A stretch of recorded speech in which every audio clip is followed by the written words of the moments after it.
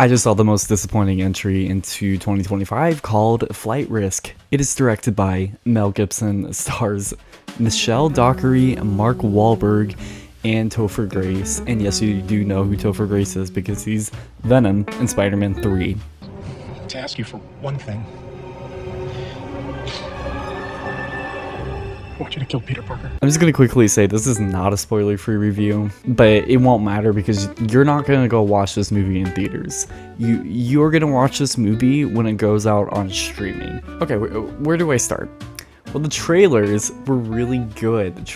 I love the trailers for Flight Risk. They were amazing, and then, you have that expectation going into the movie, and then it's a comedy the entire movie. It just doesn't know how to stop making jokes. It's like a Marvel movie where it's supposed to have action but replace every single action sequence with jokes. It's like you're watching a really bad stand-up, and it is cringy.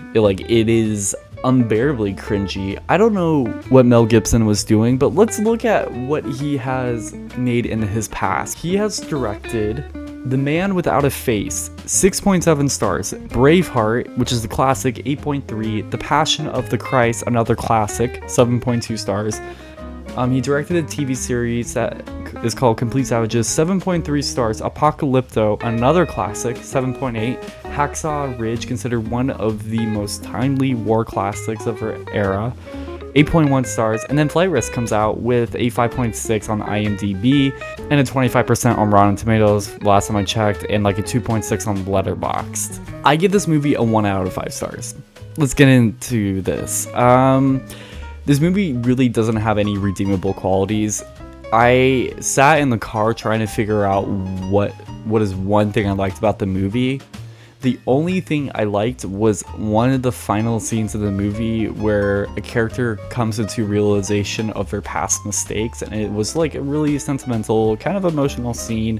So yeah, there was that revelation. The rest of the movie was awful. So let's just go into chronological order of this entire movie here. So we entered the scene into the motel. By the way, I don't know if it's AI generated or really bad CGI. Yeah, there was also a moose in there. Looked really uncanny, like AI uncanny a bit. Besides the point, the movie just cracks jokes left and right from the start. And I feel like it's just a sucker punch because it's like, oh, it's an action thriller. It's gonna be really intense. Like, if you like scary movies, if you like really violent movies, if you like these intense political dramas about government, this movie is for you. I'm speechless. I can't, I don't, okay, here, I'm not even gonna go into chronological order anymore. This movie didn't know its tone. Like, it is so abysmal. Like, I know people say, oh, Flight Risk is a January movie. Let's keep in mind that this was directed by Mel Gibson, who is a very acclaimed director in Hollywood. And when is it time to just stop your career and just move on? Because I expect a certain quality when you have come out with multiple products where you have shown the actual skills that you have and creativity that you have. To me, I felt like I was abused as a viewer and you just took my money away. Yes, I'm willingly seeing bad movies, and I had a gut feeling that Flight Risk wasn't going to be that good movie, but come on, it is Mel Gibson. People still talk about Gibson movies. And then this is out. Look. If he comes out with another movie, am I going to be excited for it? No, because he came out with Flight Risk, and what are the chances that he's going to do another Flight Risk type movie? Again, I think it's likely. I really do think it is likely. Also, this movie is just, it's tone deaf. Like, the way that they made the jokes. Let's rattle off the jokes. There was a lot of piss jokes and poop jokes, like it was a kids animated movie. Like, I understand that those jokes can be funny when they are used correctly, but it was throughout the entire movie, the entire of 1 hour and 31 minutes in an R-rated movie. We are making poop and pee jokes. Like, Let's keep this in mind. This is about, let me just read the synopsis. A pilot transports an air marshal accompanying a fugitive to trial. And we're making poop and pee jokes. Here's the second part of the synopsis. As they cross the Alaskan wilderness, tensions soar and trust is tested, as not everyone on board is who they seem.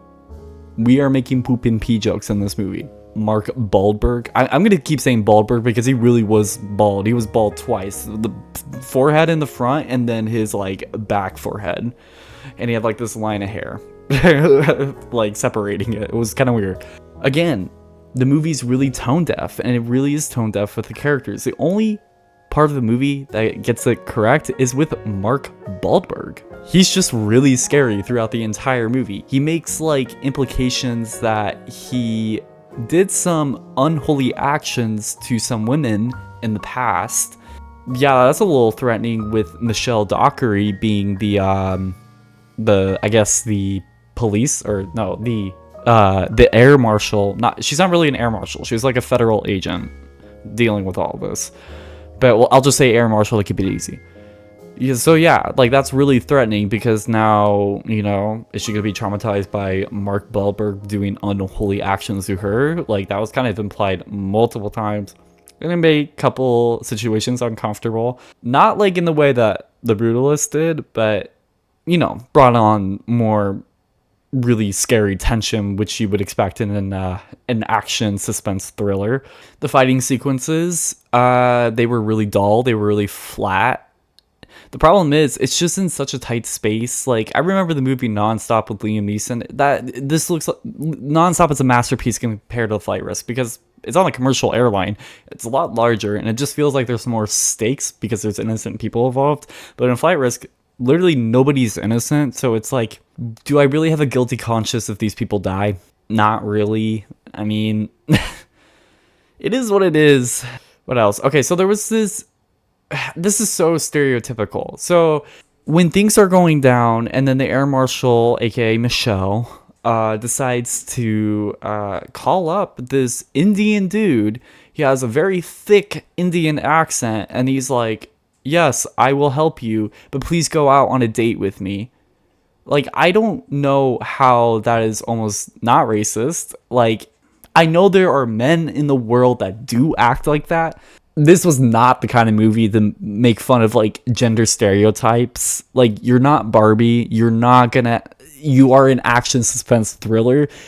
You're not supposed to be dropping jokes at all. You're supposed to give me anxiety. That was the point of the movie, not to see a Indian man kind of sexually harass a air marshal woman trying to do her job. Okay, so how old is Mel Gibson? He is 69 years old. A 69-year-old man has made jokes about rape and sexually harassing women.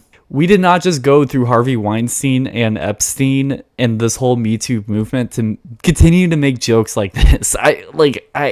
Also, let me expose the writer because this movie was awful and I hope this guy loses his job. Genuinely, and I mean it. Like, it's just... Let's talk about Jared Rosenberg because he probably wrote a couple really bad jokes in this movie, and by bad, the jokes I just talked about earlier. Jared Rosenberg is also known for Flight Risk and then Money for Nothing Inside the Federal Reserve. So Flight Risk was made in 2025, obviously, because I'm reviewing this movie, but then Money for Nothing Inside the Federal Reserve was made in 2013. I think it adds up. Nobody's hiring this guy, and this movie is proof why we don't hire people that make jokes like it's... You know where I'm going with this, okay? So watching this entire movie, I actually increasingly got annoyed and more annoyed to the point I just wanted the movie to end. Thank goodness this movie is only an hour and 30 minutes because the movie, it just didn't know what it was, what it's gonna do.